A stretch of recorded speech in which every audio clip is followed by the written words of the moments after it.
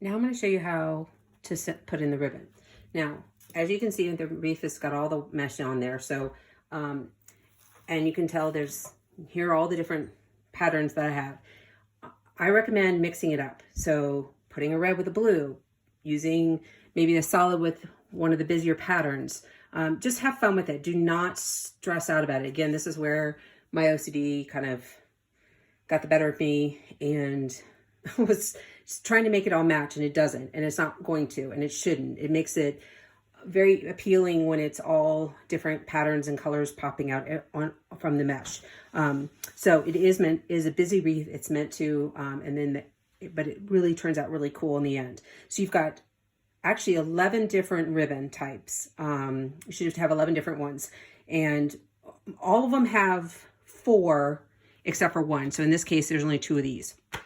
So I'm gonna pause again and kind of move the ribbon off the side so you can see how I put on the ribbon. But I wanted you to see, I lay it all out like this, and then I kind of start putting things together. So like I might grab, this one and put it with this, and maybe here with even this, and then maybe with the blue, and I might just start pairing them off and putting them to the side, so that I can just grab them. And then usually what I'll try and do is do like red on a blue mesh, and more of a color, red or blue on the white.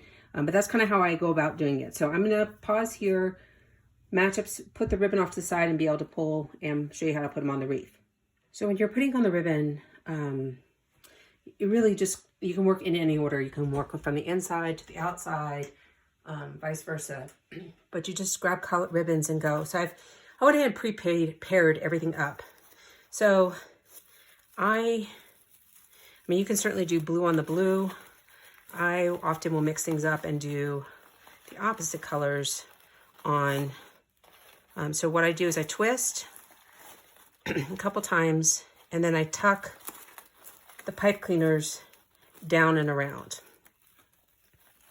so that they are now kind of get pulled through to the underside like this. And then I will usually go ahead and twist 2 or 3 times, just to hold it.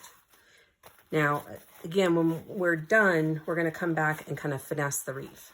But for now, that's that part. So usually, like with the whites, I'll try and pick the pattern colors, or the prints, the bold prints, multicolored, because I feel like they'll pop more there. But again, you can really do it any way you desire. There's no wrong way or right way. It's just whatever appeals to you. So sometimes I'll just kind of, if I had grabbed this one was on the top, and since I have the blue solid next to blue solid, I reach for a different blue. And so I'll kind of mix them up like that. And so, but again, have fun with it. And again, this was something that was challenging to me, particularly putting like you'll see coming up, I have some red and blues, different patterns paired together. And I was like, it should be a solid with a pattern. And, but I ended up getting over it and having fun with it. So, probably at this point I'll pause and, or not pause, but I'll probably fast forward. And, so that way you can just kind of watch, have fun with it. And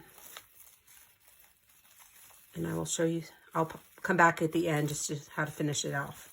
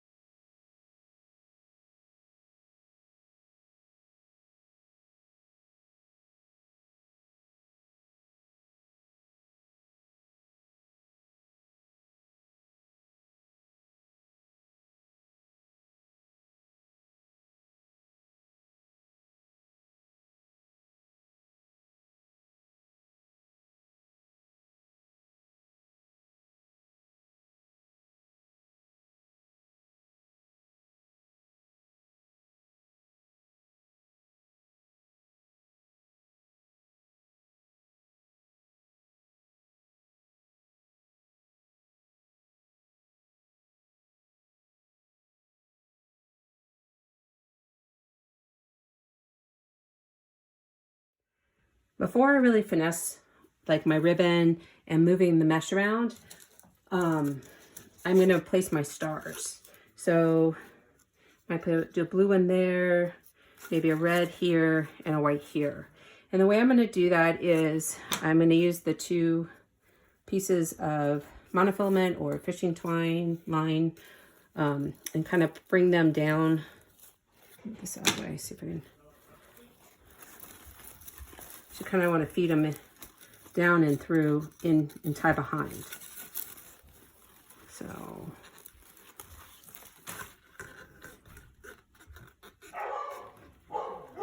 sorry for the barking dogs.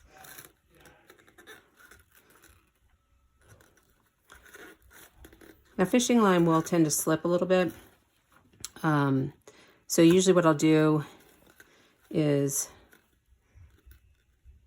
try and do a square knot, but sometimes it's more challenging. Let's see, I need to pull that in tighter.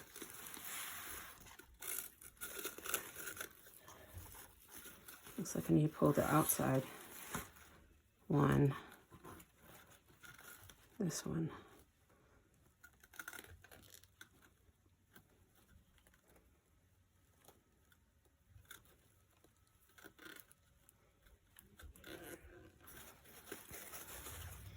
This is much harder to do when you're trying to record yourself than it is when you're doing it normally. I feel like got more pressure on me. Okay, so I pulled it out so then I can actually trim up my ends. I did give you quite a bit of fishing line just to make sure you had enough.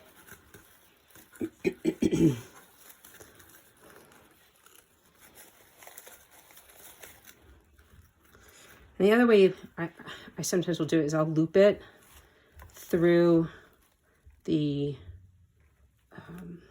I know it's probably hard for you to see that, but I kind of took it and twisted it. I put it underneath the wire and it kind of gives me a little bit more leverage to be able to pull tight. So, all right. See if that's better. Yeah, okay. And again, just play with it. And then do several. And I won't trim these until the very end when I trim up all the pipe cleaners too. So there's one. Because I still want to be able to play with it and move it and be able to move my mesh around. And you know, just move my mesh and my ribbon so I make it the way I want it.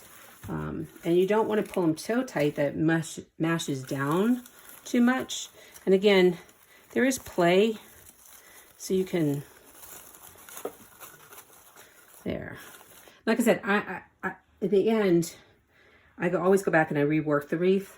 And it's going to be hard for me to do that on video, so I'll probably, you know, show you what it looks like before and show you a couple examples and then stop the recording and come back and show you, because it's hard to move it all around with the video.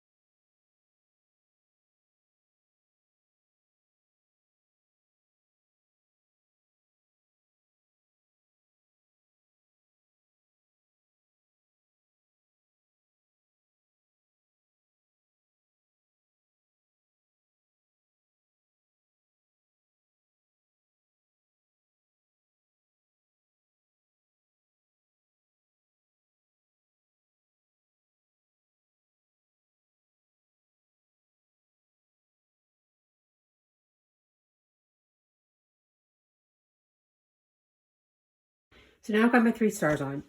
Now it's when I finesse. And what I'm keep referring to is you're working your ribbon and your mesh to get it into the positions that you want it to show it off. And the ribbons will always be opposite. So you'll have, you know, the chevrons across from each other, the polka dots across from each other. And you just kind of work it in. And that you can, by keeping the stars a little bit looser, you can move them around, as well as the pipe cleaners you can move to move your ribbon the way you want. So, and I'll just go around and do that. And again, even once I get it hung up, I will often do it yet again.